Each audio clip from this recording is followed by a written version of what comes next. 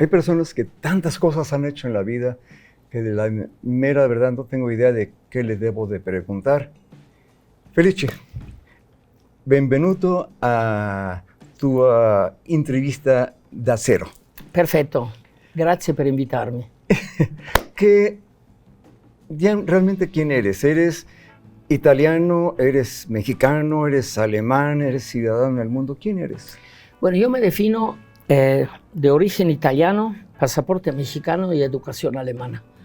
Porque las escuelas la hice en Alemania, la educación de los 4 hasta los 20 años estuve en Alemania, 20 y tantos años. Más por ese tiempo, pero ¿hablas mínimo 5 idiomas? Sí, ¿Y nunca fuiste a la escuela a aprender los idiomas? Pues el único idioma que realmente aprendí fuerte en la escuela es inglés. Y francés algo, pero yo aprendí francés por mis papás, que ellos hablaban entre ellos francés. Entonces realmente en la escuela me dediqué un poquito más al francés con la gramática, y el inglés es el idioma que aprendí desde cero en la escuela. Nada más así con tantito que toques cualquier tema, si habláramos de tu papá que vivieron la guerra y todo eso, sería una historia que nos podría llevar muchos sí, muy largo. Sí. Todo esto, ¿cómo te afecta a ti como persona? El no estar en un solo sitio, sí estar en un solo sitio, el llegar a un lugar pero tenerte que irte a otro. O sea, ser ciudadano del mundo, ¿cómo te ha afectado eso? Pues realmente positivo, porque no me siento fuera de lugar. Yo creo que una de las cosas que ayuda mucho es que realmente en casi todos los países que yo he viajado escucho, también si estoy solo entiendo el idioma. Si voy a París a una cafetería, aunque estoy solo, escucho la televisión, escucho a la gente y no me siento solo, no me siento apartado porque entiendo lo que me dicen. El único país donde no me sentía al 100% a gusto, por eso es en Egipto, porque aunque hablan diferentes idiomas no les gusta, y ahí sí lees las calles y son otro idioma, y escuchas la televisión es otro idioma. Pero en general, en todos los otros países, la verdad nunca me he sentido fuera. Ahora, aquí en México, por ejemplo, si hablamos de gente que vive en Yucatán, especialmente en Mérida, pues prácticamente decimos, todos tienen que ver con la música ahí. Esa misma idea me queda de los italianos. Todos tienen que ver con la comida, con el vino. ¿Es cierto eso o no? Sí, yo creo que Italia es un país que es mucho de convivencia. La convivencia se maneja mucho entre amigos y familia con la comida. Y el consumo de vino está dentro del concepto de la comida. Desde niño, yo me acuerdo que cuando yo tenía 6, 7 años quería probar vino, me daban poquito de vino con agua mineral. Entonces te enseñan a saborearlo, ¿no? Hasta que a lo mejor aprendes que es parte de tu cultura. Pero no solamente eso, para ti, me acuerdo, por ejemplo, si llevo carnes frías a tu casa, no llegas y a ver, destapas y a ver cada quien agarra lo que sea. No, los ordenas, los pones en un lugar. Gozas el hacer la comida o el darle su toque. Sí, mira, yo como he sido restaurantero tantos años, aprendí mucho que también en la vista nace el amor. Entonces, sí hay que saber combinar qué comer con qué, pero también se aprende todos los días, porque hay comida que nunca has probado y de repente te dan algo de probar que es diferente. A lo mejor el aspecto no es tan bonito, pero igualmente el sazón es muy importante. Pero a mí sí me gusta cuando llegas a mi casa, poder atenderte con algo que no es solo a nivel gourmet de sabor, sino también visualmente, ¿no? Pero yo veía que lo mismo hacías en Plaza Náutica. Sí. Tus pizzas gourmet y todo lo que hacías, no era como decir, aquí está mi menú y ahí les va. Como que siempre tenías algo importante, incluso decirnos, mira, prueba esto. Y era salado con, o era el postre, o alguna cosa diferente, pero no era puesto, ahí te va. Tenía ya todo un orden. Yo creo que una de las cosas que tienes que aprender en la cocina es la parte de la historia atrás. Porque yo creo que cada platillo tiene una historia. Dentro de la historia es una experiencia que tienes que vender y también enseñar a la persona que te viene a visitar. Ay, platícanos eso de la princesa Margarita, bueno, la pizza Margarita. Sí, por ejemplo, la pizza Margarita, ¿qué hubiera sido Italia? Siempre lo digo así, sin el tomate que venía de México, o la pasta que venía de China con Marco Polo, o la albahaca que venía más de la zona de los árabes. Es una combinación de diferentes culturas. Y la pizza antes se encontró en Roma una esquina donde vendían la pizza ya en rebanadas, petrificada, y se dieron cuenta que la pizza era dulce. Wow. Sí había salado, pero lo manejaban con, no sé, especies, aceite de olivo, pero la mayoría era con frutas cándidas o con miel. ¿Por qué? Porque no había tomate. Y un día que la reina Margarita, en esa época era princesa Margarita, fue a visitar Roma.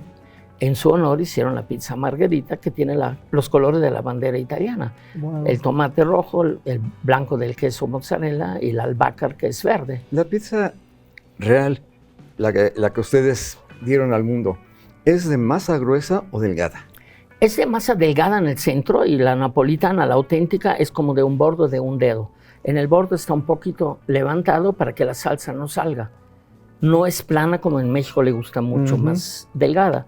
Sí hay diferentes tipos. En Sicilia la pizza es más como un pan, en Roma es un poco más delgada, pero en Nápoles, como es manual y lo hacen con la mano, dejan un borde que no es duro, sino es un borde blandito, rico, y todo el centro es la pizza, y no le echan tanto queso como en México. No, es lo que te iba a decir. Yo a veces siento que somos diferentes, aunque hablamos de lo mismo. Me acuerdo cuando nos daban espagueti al dente, uy, lo sentía durísimo. Sí, ¿crees que es y en México como que me doy cuenta que le echamos tantas cosas al espagueti, y en Italia no es eso así, ¿no? El al dente es que la pasta no tiene que ser sobrecocido. Ajá. Tiene que ser que la puedes masticar. Se llama al dente, pues el diente todavía siente que como un puré, ¿no? Pero es un poquito dura. Es para los mexicanos, pues sí. En Italia la venden, cuando le dicen al dente, dentro de la pasta tiene que haber un puntito blanco. Todavía muy chiquito, pero tiene que haber un puntito blanco. ¿Y tú qué prefieres? ¿La pizza italiana o la pizza mexicana? Yo me adapté un poquito. Por ejemplo, la pizza italiana, el picante no es tan fuerte. Pero yo, por ejemplo, en las pizzas, a mí me gustaba hacer una salsa muy picante, y me acostumbré a comer esa salsa picante a base de muchas especies de chile de árbol. Que yo esa salsa la inventé enojado. Porque cuando abrí la primera pizzería en Zihuatanejo, todo el mundo me pedía algo picante. Y yo, enojado, como italiano sangrón, decía, ay, yo voy a hacer una salsa picante para que nunca más me la piden. Al contrario. Y fue famosa, me la pedían por kilos. Entonces, de ahí me adapté mucho a esa combinación. Sin embargo, la pizza napolitana se me hace mucho más gourmet en la sencillez. La pizza en México, y yo tenía una pizzería en Petatlán, en un pueblo cerca de Zihuatanejo, y hacía una pizza de mole. Y se veía increíble. Y una pizza de frijol charro. Y a mí me gustaba. A mi esposa... ¿Y a quién se le ocurrió hacer eso? A mí. Un día dije, voy a hacer algo mexicana, y lo hice así. A mi esposa le fascinaba, lógico. Ella es mexicana y es de Guerrero, y le encantaba. Tu esposa es una lindura. Platicando con ella me dice, bueno, es que... Porque le preguntaba, ¿qué le ves a Felice? Y entre esas cosas me dice, es mi mejor amigo. Sí. Ay, qué bonito. Esa es la parte de una relación, creo yo. Sí. La amistad como base, ¿no? Sí. Oye, bueno, ¿y por qué te viniste a México? Pues es una historia increíble, porque yo estudiaba medicina en Italia, pero yo tenía una infección en los ojos, una enfermedad que se llama síndrome de Sjögren. No producía suficiente lágrimas. Entonces siempre estaba con los ojos hinchados, rojos. Hice un examen, pasé el examen y me vine de vacaciones a Zihuatanejo. Y después de haber estado 2 años siempre con gotas, en Zihuatanejo, por la humedad en el aire, no necesité gotas. Y aparte me encantó, había 20,000 habitantes, era chiquito. Era un contraste a lo que yo había vivido, estar en ciudades, si quieres decirle, diferentes, ¿Y puedes decir para ti mismo, aquí me quedo? Y ahí empecé a hablar con mi papá, dejé la universidad, me quedé un rato en México, trabajando de guía de turista, y después, ya cuando mi papá empezó a invertir en Ixtapa, yo abrí mi primer restaurante, que se llamaba Il Piccolo. Bueno, ¿y cómo te fue como guía de turistas? Pues como una vez te platiqué, estaba yo de vacaciones, y una amiga de mi hermana le dijo a mi hermana en la Ciudad de México, oye, tu hermana habla varios idiomas, dile que necesitamos en el Comité Olímpico Mexicano edecanes. Pues yo dije, no tengo nada que hacer. Entonces, dentro de esto, yo entré en el momento que estaban haciendo se puede decir, un evento de waterpolo internacional, y con varios edecanes, la mayoría eran mujeres. Estábamos en el aeropuerto, pero todos los vuelos se demoraron, y las niñas, que eran normalmente de 18 o 20 años, tenían que irse porque los papás querían que estuvieran. Yo me quedé solo. Wow. Entonces había gente que venía de Yugoslavia, de Italia, de Francia, y empecé a organizar, porque tampoco los puedes sentar todos en el mismo autobús. O sea, los estadounidenses no podían estar con los cubanos, y etcétera, ¿no? Y había un señor que trabajaba para Terramar, que era una agencia de viaje de Miguel Alemán. Y se me acercó y me dio su tarjeta y me dijo, oye, necesitamos gente como tú. Y yo no lo pelé. Tú recuérdate, yo tenía el pelo largo, era medio hippie, andaba de vacaciones. ¿Y te parecías un futbolista? Sí, me decían Breitner en Italia, cuando estaba yo viviendo en Parma, me decían Breitner, de Paul Breitner. Y yo cuando lo he visto el futbolista y a ti de joven, pues sí están muy parecidos. Sí, la verdad, sí, había un reportero en Alemania que me hacía fotos, porque yo jugaba fútbol cerca del estadio de Dortmund, en un equipo chico, y él hacía fotos y decía en el periódico Paul Breitner entrenando en Dortmund, solo para vender artículos. Sí, fue interesante. Oye, entonces empiezas a acomodar a la gente, te dan una tarjeta, tú no lo tomas en cuenta. No, y eso, llegó un ¿cómo amigo, cambió tu historia? Llegó un amigo a visitarme que vino con Terramar y quería quedarse una semana más y tuvimos que ir a la agencia que estaba en Reforma, enfrente del Hotel Emporio, y me encuentro a ese señor, pero habían pasado como 3, 4 meses, me encuentro a ese señor en la entrada. Al entrar Y me dice, qué bueno que viniste, pero yo andaba con jeans rotos, pelo largo, barba, o sea, no andaba para buscar trabajo. Y me mete directamente con la directora. Y y de ahí empecé yo. Platícanos eso de la directora, porque Bueno, también no querías quedarte. La directora era una alemana que hablaba bien español, pero con mucho acento. Y como buena directora me vio, imagínate, un hippie, pues como te digo, sí. diciendo que hablaba alemán, y me dijo en un español con mucho, mucho acento, ¿a poco hablas alemán? Y yo le contesté en alemán diciéndole, yo hablo mejor alemán que tú español. Wow. Y la otra Con la idea de que te corriera cuando dijera vete. Y me dijo, empiezas el viernes. Hasta cuenta, era un miércoles y el viernes ya era guía de turista en el norte de México, llevando alemanes a la Sierra Tarahumara. ¿Y para ti qué era la Sierra Tarahumara? Yo ¿No habías estado ahí nunca? ¿no? Nunca, era increíble. Yo viví la parte de la Sierra Tarahumara cada 14 días, casi una semana cada 14 días. Bueno, ya cuando ibas muy seguido, pues ya lo entiendo. Pero al principio, el primer viaje que... Era para mí como fuera turista también. ¿Sí? Me dieron todo lo que tenía que leer, porque en este viaje íbamos a ir a Chihuahua, y en Chihuahua íbamos a visitar a la esposa de Pancho Villa. Wow, ajá. Entonces, visitando a la esposa de Pancho Villa, yo le decía a los alemanes, cómprenle algo, porque la verdad no estaba bien económicamente. Atrás todavía estaba el coche con todas las balas y todo negro en el asiento de la sangre, ya seca, ¿no? Y como yo siempre hacía que los alemanes le compraban algo, un cuarzo, una foto, ella me invitó 2 veces a comer. Me dijo, señor, usted cada vez que viene, ¿qué le gusta? Y yo le dije, enchiladas. Y me invitó 2 veces a comer enchiladas. En esa época, primero, no había celulares. Y a mí me daba pena hacer fotos porque me invitó privado. Y me platicaba historias bastante interesantes de Pancho Villa. Y el día después íbamos a ir a ver a las menonitas. ¿Y cuántas esposas habrá tenido Pancho Villa? Ella me platicó de varias, pero siempre orgullosamente me dijo, ese es mi acta de matrimonio. Yo fui la primera y por eso las otras se pelaron. Oh.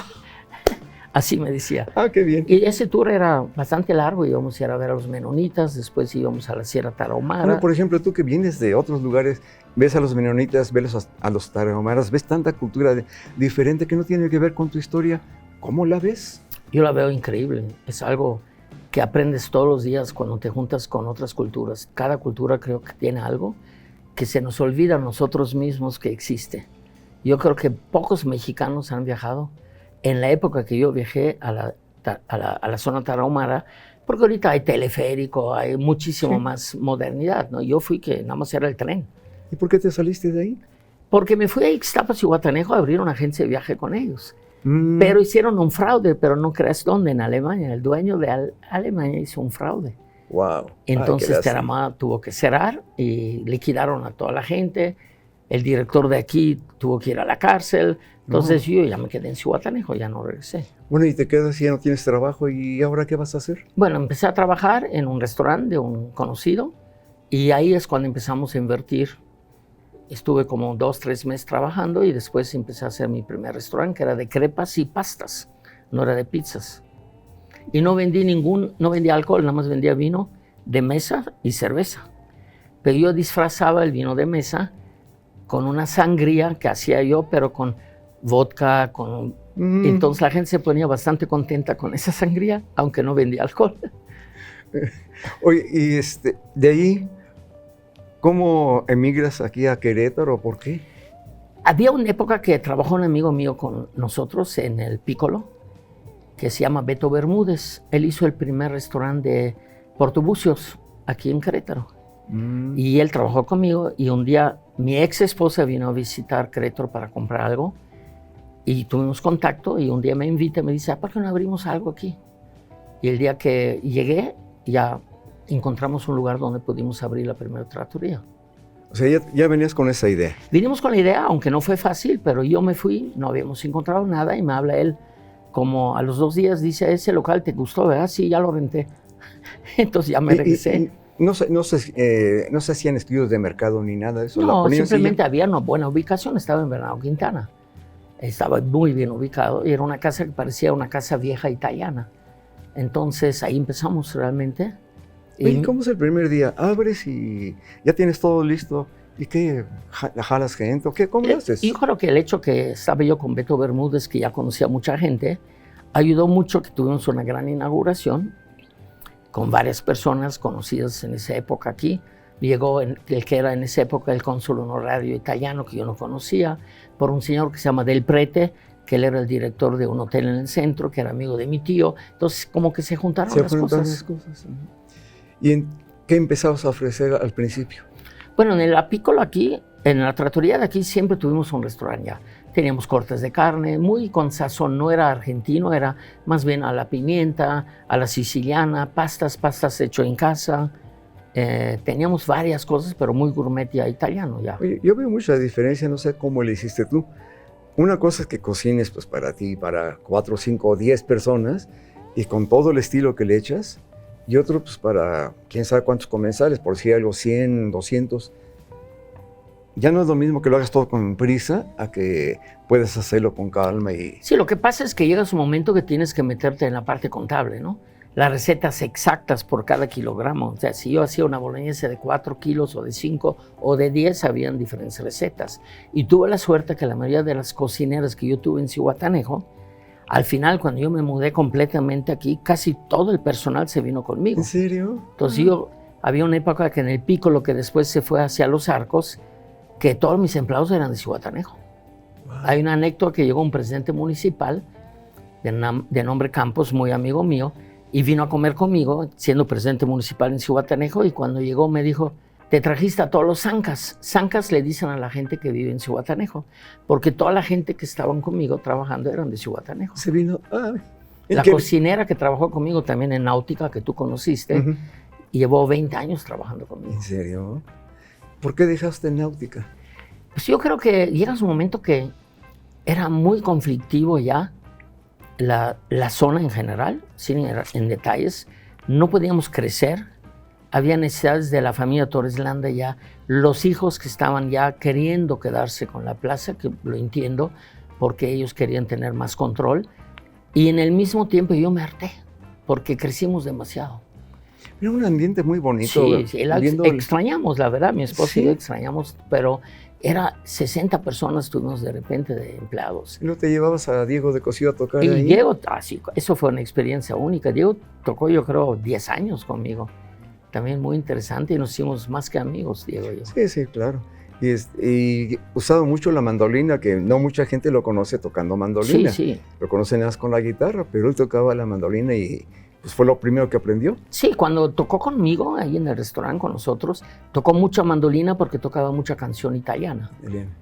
Tocaba muchas canciones italianas que está conectado con la mandolina. ¿Por qué los italianos no son gordos y para nosotros todo el tiempo están comiendo pizzas? Pues que yo creo que es la combinación. Nosotros somos más dragones en México. Es difícilmente que tú ves a un italiano que dice a la 1 de la mañana quiero ir a comer pizza. En México a la 1 de la mañana conozco mucho que me invitan a comer tacos. Eso es uno, y también la pasta es una entrada, no comen cantidades de pasta como aquí. Aquí en un restaurante sirves entre 150 y 200 gramos. En Italia un restaurante dan 80 gramos de pasta, es una entrada. O sea que teníamos una idea errónea de realmente, no todo el tiempo están comiendo los italianos. No, comen mucho cuando están en convivencia. Ahí sí, cuidado, ahí sí te asustas. Como te platiqué, un día aumenté 7 kilos en 7 días. Pero no es siempre, o sea, en la vida cotidiana tienen un ritual bastante interesante. Europa, México. ¿Qué diferencias encuentras de veras en forma de vida? ¿Qué te gusta de uno y qué te gusta del otro? Yo creo que lo más bonito de México es la gente, ¿no? Porque en Europa hay diferente gente. El francés es diferente al español, el alemán es diferente al italiano. México es enorme. Tú viajas en México, no sé, 10 horas y sigues en México, ¿no? Y yo creo que lo bonito de México es más que toda la gente. Somos más abiertos en platicar con las personas, en ayudar a la gente. Es más fácil convivir en México que en otro país. ¿Piensas que vas a regresar a Europa alguna vez a vivir o ya no? No me disgusta porque yo creo que se vive bien en Europa también. El problema es que toda la crisis que hay en Europa, como la crisis que hay política por Ucrania, afecta más a la zona de Europa que en México. En México, aunque vivimos parte de la crisis, el mexicano vive. O sea, estoy en crisis, pero voy a comer. Estoy en crisis, pero igualmente invito a mi amigo. En Europa son un poquito más, si quieres decir, depresivos en ese aspecto. Piensan mucho más en la vejez, mucho más en mañana. Y a lo mejor se debiera hacer una mezcla, ¿no? Ni tanto como en México, ni tanto como en Europa, ¿no? ¿Qué es lo que te ha hecho más feliz? ¿Qué me ha hecho más feliz? Yo creo vivir simplemente, porque yo creo que cada anécdota es diferente. Me encanta vivir en la playa, yo soy mucho más de playa. Entonces, por eso México me encanta más. Digo, ¿y por qué no te vas a vivir en la playa? ¿Qué te detiene? ¿Quieres que me divorcie? Si quieres eso, adelante. No, pero ella también es de playa. Sí, pero no le gusta más la ciudad. ¿En serio? Sí, así es ella. Pero también, me llegas a una edad, mira, es bien difícil. Si tú vas a la zona de Zihuatanejo, que es increíble, en la parte médico, yo creo que hay más opciones en Querétaro. Cuando ya estás grande y te enfermas, yo conozco mucha gente en Zihuatanejo de mi edad que cuando tiene una enfermedad un poco más grave se viene al DF o se viene a Querétaro, porque todavía no hay tanta infraestructura. Tienes que pensarlo, ¿no? Y cuando yo creo que ahorita la cercanía de Zihuatanejo, que son 5 horas y media, pues yo puedo vivir aquí y puedo pasar un par de meses también en Zihuatanejo. Eso seguramente va a ser mi futuro en un momento. Ahora, toda tu vida, perdón la indiscreción, has sido bien coqueto. Toda la vida estás... Bastante. Bastante. ¿Qué has encontrado? Porque tienes una mujer fabulosa que de veras te quiere mucho y que tú la quieres mucho. ¿Qué has encontrado de veras en ella, a pesar de que hay una diferencia de edades importante? Mira, primero la madurez. Ella siempre fue una niña bastante centrada y madura. La segunda es que crecimos en una amistad antes de la pareja. Ella sabía cómo era, me conocía. Sí, nunca le has ocultado nada. Entonces, yo creo que logramos lo que se llama la base de la amistad. En la amistad perdonas más fácil, aceptas errores más fácil y aceptas el error del otro más fácil. Entonces, pero no son errores, no eran forma de vida. Bueno, errores de punto de vista, ¿no? Sí, porque claro. A lo mejor algo que no te gusta de mí lo aceptas porque entiendes quién soy, ¿no? Y viceversa. Y el apoyo, hemos estado apoyándonos mucho en todos los aspectos. Y aparte es más joven que yo, eso ayuda. Sí. ¿Y ella qué piensa con respecto a ti? Yo creo que lo mismo. Yo creo que hoy le preguntaste algo, tú, ¿no? Sí, y sin no, que te yo digo estaba... que me dijo, ese es mi mejor amigo, Sí, eso me enterneció. Esa es la parte, ¿no? Porque creo que cuando quieres una experiencia, siempre piensas hacerlo con un amigo. Cualquier experiencia adicional a la relación, ¿no? Y eso lo hemos logrado bastante bien. ¿Cuál es tu futuro? ¿Cómo lo ves? Teniendo toda esa cultura que tienes atrás, todo ese bagaje que estás hablando, ¿cómo te ves, no sé, de aquí a unos cuantos años más, ya en donde quizá muchas actividades no puedas estar haciendo? ¿Cómo te ves aquí, allá o dónde? Y Mira, ¿qué sabes estás que haciendo? yo creo que mi futuro es lo que hago hoy. Porque, o sea, no te importa tanto lo que va a pasar. No sabes lo que te va a pasar mañana. Ni- Lógico, tratas de estar sano, tratas de llegar a lo mejor posible unos 10 años más, pero ¿por qué no tratas mejor estar mañana contento, no? Yo hoy, lo debemos de para hacer. estar mañana contento, tienes que estar hoy contento. Sí, si no, sí. te jalas la infelicidad hasta el día después. ¿Tus mejores amigos de dónde son? Pues yo tengo varios amigos. Yo creo que mis mejores amigos de años son en Alemania, porque tengo amigos de 40, 50 años. Casi todos me han visitado en México. Pues mil gracias y gracias por ser mi amigo también. Gracias por estar con nosotros, por los momentos tan agradables que nos has dado, incluyendo los de comida. Y gracias a todos ustedes también porque nos acompañen y se den cuenta que el mundo puede ser muy grande, pero nuestro mundo está aquí adentro y es hoy, y hoy sigamos haciendo un buen mundo. Aprendizaje de vida. Mi aprendizaje de vida ha sido dar siempre lo mejor de mí.